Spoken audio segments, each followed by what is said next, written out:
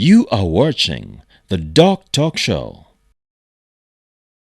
Dental hygiene is definitely a contributing factor in the causes of halitosis or bad breath.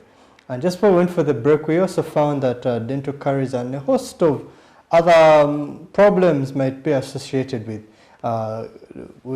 producing bad breath, the breath which will make people run away from you. But there are also factors which they call systemic, things that occur not within the mouth but within the body that can result in bad breath. We want to find out from our good dentist what these exactly could be. Maybe Dr. Chonde, if you could quickly give us an idea of things that don't occur they are not in the mouth. You have checked the mouth, no caries, the brushing technique is very nice, everything is good, but there's still, you know, that smell coming out. Now, if your darling is in MPs and when you kiss her you don't like the kiss, the best person to visit is the gynecologist. Now, some people, when you kiss your sweetheart and you feeling poo-like smell, it's better you see a physician because the problem surely is coming from the GIT. From the stomach. Now, if you feel rotten eggs, you know what rotten eggs smell. You should know that probably it's the kidney involved. And when you feel the sweetie smell, fruity smell, then you know as if they have diabetes is setting. Yes, diabetes setting in. So all in all, you go to the physician. But I want you to understand we should learn how this halitosis comes in, because every time everybody rushes to the dentist. Yes, he's the starting. When you have bad breath, no, it is a journey. You could have 2 or 3 causes. So, but go and visit a dentist. If it hasn't gone, go to the second dentist. If it hasn't gone, don't look for a dentist. Look for a physician. Look for either an ENT or a physician. If it's a woman, when you have it during your MPs, visit the gynecologist. During the periods, you mean? Yes. Okay, so the main organs you're saying are the liver, the kidney, stomach, the GIT, the kidneys, and the lungs. The lungs. Those 4 organs. Or if any one of them has a problem, it will first manifest as bad breath. Okay, understood. So, but you mentioned you have to visit a dentist. Yes. At least first and the second time. How often should they visit the dentist? When does it become, when is the normal time to visit a dentist? When is it becoming too much that, no, this is not a dentist problem? The dentist is first line. For the average person, you should see your dentist once or twice a year. Once or twice a year. If you're okay, you do not have pain, you do not have anything, just visit him, just go to say hi, take a selfie with him. Just do it because there are things that he will see before they even start to cause pain. So for the average person, once or twice a year is okay. Now we have those special people who have conditions. How often they visit the dentist is going to be different. For example, there are children who are high caries risk. That's a very scientific term. What we're trying to say is the chances that they're going to have tooth decay are very, very high. Those ones are going to have to visit much more often. If someone has bad breath, the moment you detect it, the moment someone tells you that you have it, that is you go immediately. Okay? But it's also important for people to play their role. You know, the dentist might write for you, he might recommend that you consult an ENT surgeon. But because, well, we are Ugandan, someone will think, but Manyo, why is he sending me to someone else? And you will ignore it totally. Oh, they don't go. Yeah, they'll just go to another dentist. Okay, so that now comes to mentality. People need to modify their mentality towards dental practitioners. Okay, very good. And finally, as we conclude this discussion, Something more, maybe more general about dental health. I'm sure they have had some. People naturally do mistakes. Maybe they brush their teeth too hurriedly or something happens. So what common mistakes have you observed that people do regarding their health that probably might contribute to the halitosis, the bad breath, or you see is going to ruin their teeth?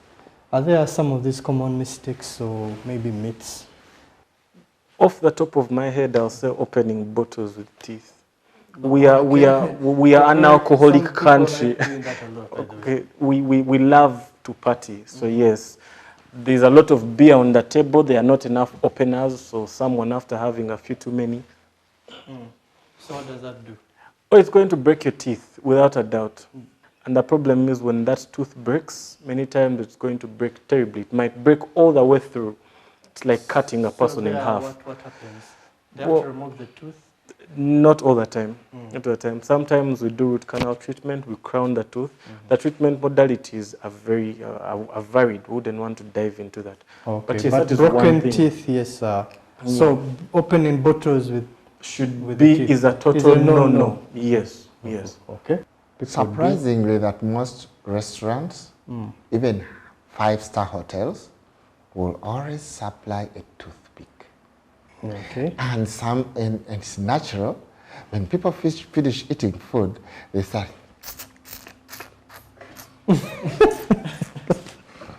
Moreover, in public. When then using the toothpick. Now, whenever you get a toothpick, you poke your gums, you strip the gum away, bigger food enters. Bigger food enters, and you cleaning in those areas becomes more difficult.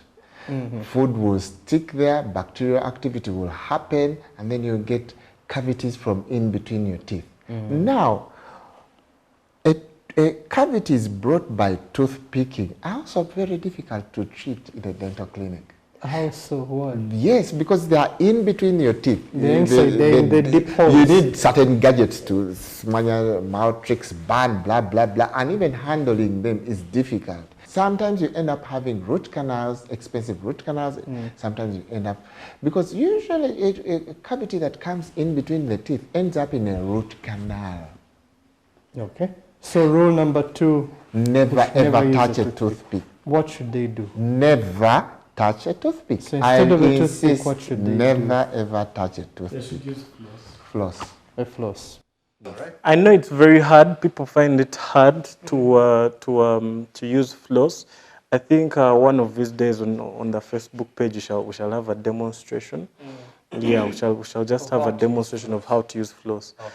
But well, our Chinese friends, on realizing that many people find it hard to use that floss, they have manufactured an easier version of floss to use, one that has a handle. Okay, so you just have to hold the handle and just clean. Okay. So then another very important thing, there's the drugs they sell in the taxi parks. That treat almost everything. They treat ulcers, is it sugar and everything, including teeth problems. What are your comments on that? The only drug that is probably said to treat 1,000 diseases or wise is honey. No, that is perekesi. What does that mean? It is a lie. it is perekesi. It is a lie. You cannot tell me. You know etiology, how a disease comes. Now, in the mouth, dental caries has a different root of that cause. And when dental caries comes in, it creates a hole like this seat. You cannot tell me by rinsing a mouthwash, it will fill this tooth again. That is what I call perekes. Now, gum disease. Gum disease happens because food has stuck in between the gums. Now, you cannot tell me that water will clean that material that is as hard as a wall from in between your gums, and you will get healed. So you can. That is a lie. So using herbal things doesn't work. I think we need to be careful about what kind of things we're using to treat our teeth. When you generalize herbal, I mean, Colgate makes herbal toothpaste. That's Colgate herbal. It's okay because it has everything.